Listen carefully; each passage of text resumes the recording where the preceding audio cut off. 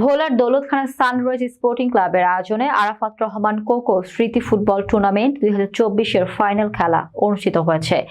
শুক্রবার বিকেলে দৌলতখানের আমির জাং গজনবী স্টেডিয়ামে অনুষ্ঠিত ওই ফাইনাল ম্যাচ দেখতে হাজার হাজার দর্শকের উপচে পড়া ভিড় ছিল।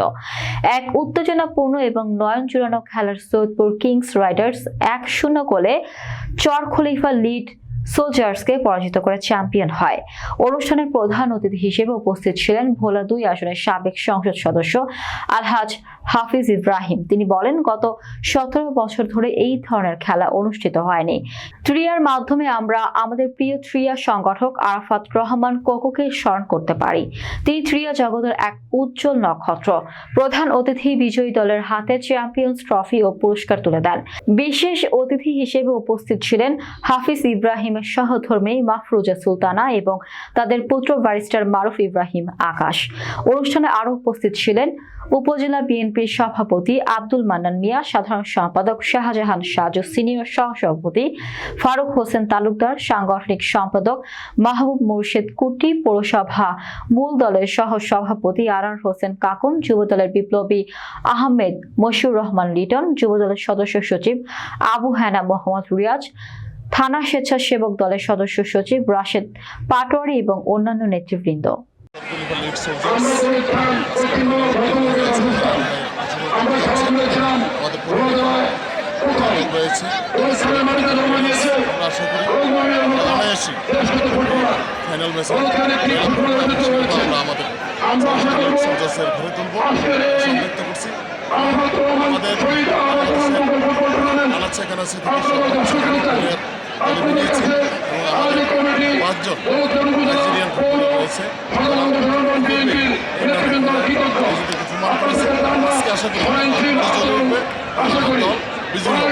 আর আমি সবাইকে অগ্রিম শুভেচ্ছা জানাচ্ছি। উভয় দল চেষ্টা করেছে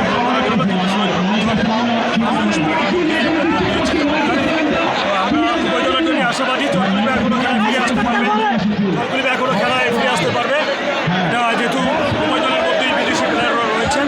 তো সেক্ষেত্রে চ্যাম্পিয়ন তো একটা দল হবেই, আজকে সম্পূর্ণ রেজাল্ট বের করতে হবে। আমি চেষ্টা করছে যে এগিয়ে নেওয়ার জন্য দলকে, কিন্তু জয় পরাজয় হলো গোলের। তা আমি উভয় দলের জন্য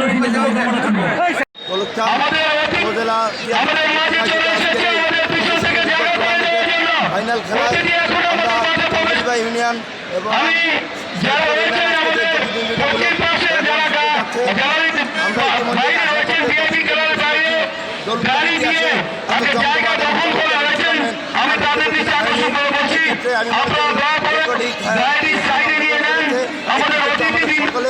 এবং আমি ব্যক্তিগতভাবে আশা করি চরকিলবে ইউনিয়ন অত্যন্ত শক্তিশালী একটি দল। ইনশাল্লাহ চরকিলবে ইউনিয়ন বিজয়ের কাপ ছিনিয়ে নেবে। সাধুবাদ জানাচ্ছি, ধন্যবাদ জানাচ্ছি।